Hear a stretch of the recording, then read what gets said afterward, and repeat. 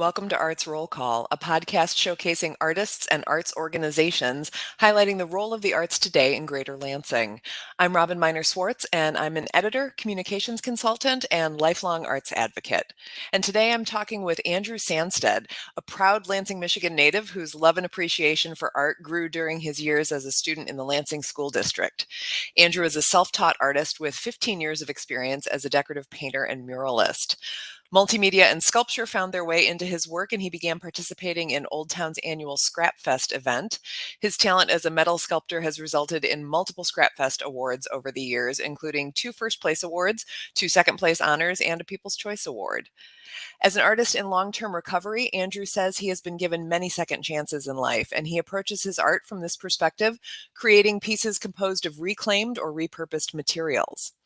Much of his work reflects the experience of struggle, growth, and redemption in both figurative and literal ways. Andrew says he loves being part of Lansing's vibrant and thriving art scene, and he feels blessed to have so many friends and fellow artists who seek to promote the arts and become better artists in the process. Andrew, welcome to Arts Roll Call. It's so good to have you here today. Thanks so much for having me. Well, you've been growing as an artist in this region for quite some time now. You've been creating public artworks. You've started the Cedar Street Art Collective. Tell us a little bit about your background and how you got started as an artist. Well, sure. I've always, even since childhood, always been drawing at a minimum and creative and Legos and building and you name it. And I was really fortunate in high school at the time of attending Lansing Eastern. Mark Mahaffey, who's a well-known Lansing area artist and watercolorist, was my high school art teacher. So I learned some art from the very best in my youth.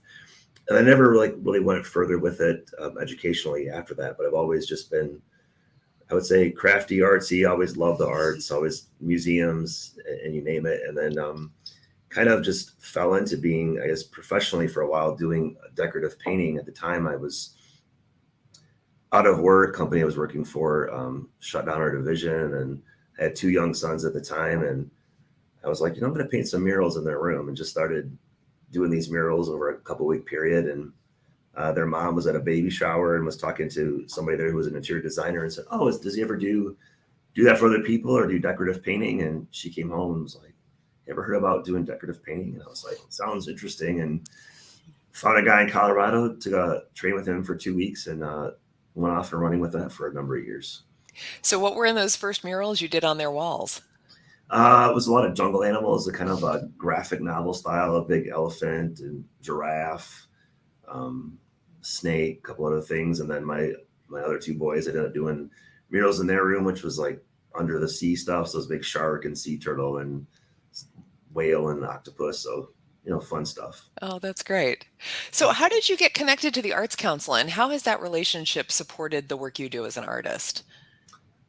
Really just, I think through friendship was the first connections. I really, a number of years back, I've been friends with a lot of people that were kind of like, I guess, the revitalizers of Old Town. So just meeting everybody down there and just, same circle of friends with people, and then learning more about what they were doing just really, really intrigued me. And then one of my friends had a business in Old Town. I still have finished work for him. And then my other friend, Craig, who's been down there as a glass artist. I've done a lot of metal work for him. So just Lansing is a pretty small community, especially if you do something niche. And so just a lot of paths crossing ways, and just building relationships and being involved with what they put on. That's nice. So what sort of support do they give the work that you do? What resources do you use from the Arts Council? Well, I think one of the best things I used early on was, and I still haven't really applied for too many grants, but just I think learning of that process. And I sat in a number of grant review panels. And so just, I think being involved that way, of like they were like, we value your opinion on, I was on the East Lansing Art Festival board of directors for 6 years, ran the jury process for 6 years. So I felt valued as an artist, but also as someone who was a patron of the arts. And so just being included on those review panels early on and just seeing what they do. And then I was like educating myself, like, they do a lot more work here than I thought they did, advocating for artists. And so, and then just when they host programs, whether it's the Placemaking Summit, Arts Night Out, just, the variety of things that you could jump into is great building connections with the community and other artists. I think that's one of the things I really appreciate about them is the things that they foster to bring artists together to network, and you realizing that a lot of the power of creativity and art in our community comes from that core of working artists, even not professionally, just at all levels of wanting to see arts and culture grow in the community. And so just by hosting like the networking events where you bring all the people that you didn't know, or I didn't know you did art, or I didn't know you did that type of art, or visiting studios and things like that. It's just been building those connections. That's great. So what prompted you to participate in that first ScrapFest? At the time, you didn't have any experience in welding or metal sculpture, did you? No, I just barely learned to weld. My dad owned agricultural manufacturing company up north, and we built harvesting equipment for the potato industry. And I was always been fascinated with welding and wanted to do some blacksmithing. And then one day our foreman, I said, "Hey, Marty, can you teach me some welding? This looks really interesting." And so I was just kind of took to it right away and really found a love for it. And then we saw ScrapFest advertised. It was just like an 8.5 by 11 flyer at a couple of businesses. And at the time, my friend Jay had his carpentry shop in Old Town, and we're like, "Hey, we should do this." And of course, like I think there was 6 or 7 of us that did it the very first year. And it was more just for fun. Like, this sounds like a lot of fun. And I knew all the guys that like kind of put together with like, David Such, and then like Fred Hammond and Friedland and those guys. So I was like, well, this just seems like a natural thing that we should do. And, it's first and foremost about like, it's part of Festival of Moon at the Sun at the time. Just as like, this is just a great way to like go hang out with friends and do art stuff together. So it was more for just the fun of it, if anything. What did you make that first year? The first year we made a table and 2 stools, and the table is an October Moon. Or actually bought it at the auction, and then she had it in her loft for a number of years, and then actually moved it down into the store. So it's has items for sale on display, so it's still around. So I was going to say, I think I've bought stuff off of that table. It's galvanized top and cool finishes. It was a fun project. That's great. Yeah. So you've participated now every year in ScrapFest. How have you seen your art evolve through that? Oh, it's amazing. I was just the other day when we just turned this year's pieces in, I was going back and through some of the Facebook posts and memories popping up, and it's like, oh wow, you see the progression, and to go back every year personally, but then I think with the group as a whole, it's amazing to see how everybody that's been participating for a number of years just keeps getting better and better. And I think it's such a good camaraderie, and that pushes you. I look at as it's a 1 month we have a month built now. It used to be a week and then 2 weeks, and then the last I think 3 or 4 years we've done a month. But I've always looked at it as like, this is a time to like go to school. Like, you push yourself creatively and take chances. You have open to do anything really that you want. But it is really encouraging to look back over the years, and like, I think artists are some of the most like self-deprecating people. Like, oh, my stuff's no good and everything. Like, we're always our worst critic. But then when you actually like objectively can step aside and you say, okay, I made this 8 years ago, I made this 5 years ago, and you can actually like, okay, you have a little history to build upon. You can actually critically look at it and go like, oh yeah, this got better this year. Oh, this is when I went from here to here. And you can literally see the jumps, and everybody, no matter what level they're at, you can see that across the board. Like, oh, this is the year when so-and-so really went next level. This is the year where I really went next level, so it's fun. So I've always wondered this, does the scrap available drive the work you create for this, or do you come in with an idea and then try to find the scrap to suit the idea? Early on, it was just like, let's look for cool stuff. And that's what I went in with. And then a number of years ago, it was kind of like, we know what's there kind of year to year. You kind of get familiar, like at least generally what's in there. Sometimes it's not there at all. So you have to go, I've always taken the approach of, this is kind of what I want to do as a design. This is the backup plan if stuff's not there. And then this is like third option if we have to. But usually there's, I don't know, like within that design, I usually come up with, okay, here's where I want to get to is like the first stage, and then a second stage and a third stage even. So even amongst the design, there may be elements of, like, ideally I like to build all of this into it, but if I can't, at least focus on this. The first year I really did that as I did a large koi fish And I knew like, okay, at a minimum, I want to have the fish done, a large fish. And then if I can get the waves behind it, even better. But I knew like, at least if the fish is done, that's a piece that can turn in.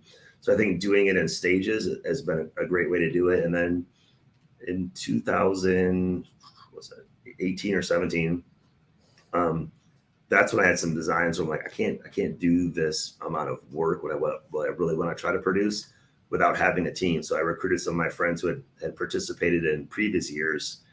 And I said, hey, I've got some great designs. I think that would be wonderful to try to build. There's not enough time to do it by myself. And so recruited some people, knew what their strengths were. And they're like, that's fine. As long as you just design it and can work on it too, like we're willing to do that. And it's been a pretty good formula for us the last 4 times. So That's great. Well, I mentioned in your introduction that a lot of your work is created from repurposed materials and has the theme of giving things a second chance. Can you talk about why that's significant for you? Sure. For myself, I've been just over 10 years sober. And so for me, that my recovery is a big part of my life. And so it's also a big part of my art. And I think that a lot of times the beauty of like an event like ScrapFest is you have these discarded items. And a lot of people view other people that way too, right? Oh, they're kind of washed up. This is, you've already had your chance and you flopped over here. But a lot of times, sometimes you can put the work into it and end up with something even better than what the original was. And I always liken it to like when you're in a recovery process, you're trying to be better and working at being better. And there's a restoration process happening. And sometimes things are restored, like I had no idea that would turn into this. And so like, even when you look at something at first glance, I might be like, you can't do anything with that. And it's like, well, you can. It might take a little work. And sometimes the more beat up and the more farther down the road it is, it might be a little more effort and a little more work. But seeing firsthand that there is beauty within those ashes of things. And so like to pull that back up. And I think it's just a lot of life philosophy in general is that we don't always have to have like this brand new thing from something. Like we have so much already. Let's tap into that and see what's already there. Because sometimes like those old things have stories to tell and they have a history as well. And I think that when it's not, they have a soul to them. And I think that's when you can put the effort and bring that back. It's like and that's what I'm amazed about ScrapFest is like, you'll see people collect the same thing you did and what they turn it into. And it's like, it is amazing. And then you see the reactions when people come, they're like, oh, that was a sink that you guys cut up for that? Like, yeah. And then, so it's pretty cool. And also for me personally, it's just like, I've been given a lot of second chances with things. And I think like literally with my art, and also I think from an environmental standpoint, it's one of the best ways to like, recycle, upcycle, and bring that back and showing that there's so many things we have in our culture that people just want to like dispose of and use one time and get rid of. And I think it kind of harkens back to like, there was a time where if your TV set died, like you'd call somebody who could fix that. There was like a crafts person before that, or if you tore your coat, like I take it to a tailor and they can fix it for me. And it's like, who cares if it has a patch? It's got some character to it, and I think that there's a lot of, like whether it's been using recycled metal, when I was doing a lot of painting work and texture work, I would go to MSU Surplus and I would buy old cork boards and I would gesso them and then plaster them and do a painting. And people are like, oh, I can't afford that big a canvas. I'm like, well, that was $4 at MSU Surplus. And it was in someone's classroom. And now it's hanging out in someone's living room in a 3,000 square foot house. And it's a beautiful piece of art. So I love stories like that. That's great. Well, ScrapFest itself is a creative placemaking event, and the work you do creating public art also lends itself to creating place. What is your take on creative placemaking and the importance that it has for artists in our community? My biggest love of talking about placemaking is that the arts is the one area that no matter where people are at in life, it's like one of the greatest unifiers there is. So wherever you are politically, economically, gender, race, you name it, that is the area where people can all come together and they can appreciate beauty and see it together, no matter what their other preferences are outside of that. I think it's a place where it gets people interacting and communicating and then building community together. That's why I love going to museums in large cities. I remember the first time seeing the Grand Joute, like at the Art Institute, and people from all over the world. Like I sat there for like 30 minutes and I could hear people speaking Spanish, Portuguese, French, Italian, and they're all talking about the same painting.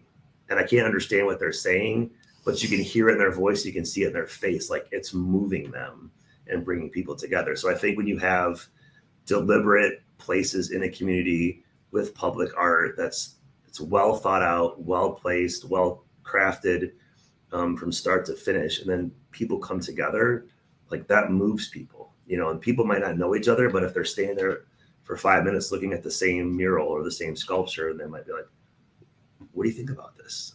What do you think about it? And next thing you know, they're engaging in conversation and building community without any preconceived notion of the other person. It's like they're talking about the art, and that's bringing them together. And I think that's the power of placemaking, and that's the power of building community. And if you want to see that grow, like an area like Lansing, as you keep bringing that and growing that, people hear about it. Like, I want to go see what's happening there. Even people that live here that might not go explore Rio Town or Old Town or downtown, but like, oh, I heard about this piece of art that's there. People are all abuzz about it. I got to see what's going on, and then that helps foster that environment. I think that builds your culture, and that builds your sense of place where people are like, I want to live there and be a part of that. Well, ScrapFest is happening on July 8th in Old Town after a bit of a pandemic hiatus. Yep. How does it feel to be coming back to that this year? Oh, it's great. I mean, it's by far my favorite festival and event in the area. I think not just because of how I've been involved with it, but just to see the reaction and just to see the growth of it. I mean, the first couple of years it was part of Festival of the Moon and Sun. So it was inside over the parking lot, and people were coming to, Festival of Moon and Sun, and ScrapFest was part of it. And then it first stepped out on its own. It went from the parking lot for a couple of years, and to see the way it's grown and the way the crowds have grown, and then to hear people talking about it year round is just super exciting. And I think it's one of those events where, like, a lot of my friends and family, it's one of the things they look forward to the most. So just to have it back, and the community of artists, I mean, I think that's what I've really missed the last couple of years. There's a really unique kind of fellowship of artists that, like, yeah, sure, they have a competition and it's fun to be a part of that, but more so than ever, it's like these are some friends that I call family. I mean, and some of them are from out of state and other towns that have been involved, but we kind of, like, in the spirit of competition, it's fun, but it's also like, well, what do you make it? What are you doing? And we can't wait. Someone shows up at drop off, like, oh, when's Steve gonna get here? When's Ivan gonna get? And you're looking forward to seeing them and what they made, because you know what it takes to do it. Like, you yourself just got done. It's like we all know what it takes to come to collection day and to get that material and then go home and work with it and finish it up. So it's very, it's just very satisfying to see that. And it's such a great camaraderie and fellowship. And I look forward to that just as much as the art. Can you share anything with us about the piece you created this year, or is it a secret? Sure. No, I mean, it's already out there on social media and stuff. I mean, one of the things I like that it used to be like you dropped it off the day of the festival, and that's the first time everybody saw it. And then throughout the years, as it's grown, we've dropped them off typically 5 to 6 weeks before the festival, so they have time to start taking photographs, promoting them, getting kind of some hype going. So the piece this year is called Harbinger of Spring. And so it's a nice nod to some Michigan items, such as the apple blossom and the robin and things like that. It's a big tree, but it's also kind of, coming out of the pandemic, that was kind of the idea for it as well, as like, okay, it's a new season again. We've coming out what's felt like a long winter in a lot of areas. And so, like, that first sign of spring is, the return of the robins, the apple blossoms are blooming. So it's like, okay, these are signs of spring. And so we just kind of felt like that was my idea this year. I talked to my teammate. He's like, I think that works. And I said, it's one of those hopeful things. You're like, okay, it's like one of those things that as you were trying to get back to a sense of normalcy and having ScrapFest back and kind of celebrating that, I like to put a lot of this, like, I don't want to just make something to make something. It's, I think it's also the storytelling of what is this saying. And I think it's significant of where we've been the last 2 years, and for it returning to kind of speak to that and be thankful for that. So that's where the inspiration came from this year. Very cool. I mentioned at the beginning the Cedar Street Art Collective. Can you tell folks who aren't familiar with that what that is? Sure. So Cedar Street Art Collective, my friend Annie Signs and I co-founded that about 5 or 6 years ago. It was where Dicker and Deal used to reside at 1701 South Cedar for about 40 years. And then when they were in the process of moving, Annie, who does estate sales and knows Gary really well, Gary said, well, that building's been a part of the community for years. I would hate just to see it be empty or somebody come in and do something totally not for the neighborhood in the building. So she called me up, and our kids went to school together. We've known each other from art events and things like that. And she's like, well, this is an idea I had. I said, that'd be awesome. And what it is basically we house, I think 13 different artists right now have studio space there. Some of them pretty top tier local artists professionally, do a lot of festivals. So we have photographer Jeff, who's on the first floor, and then Steph Joy Hogan and Daniel Hogan are both couple. They're both fantastic artists. They have the big studio space on the main floor as well. Then we have a gallery in the back, and then upstairs I have my little painting studio that I keep up there just to have my own space to be creative and work on drawings and just storage and you name it. But then we have a lot of other working artists that would. The whole goal was to create a space that was accessible to the community, so that we're hosting a lot of events before COVID. So we had life drawing classes. Mm-hmm. We had more open studio and gallery and events. And of course that all had to be kind of relooked at after COVID, but we're hoping to, get back there with things. But the big thing is providing space for working artists who can afford space. That's the big hurdle for a lot of, especially emerging artists or younger artists. Like, how do I get my own studio? Because I really believe in the power of having your creative space.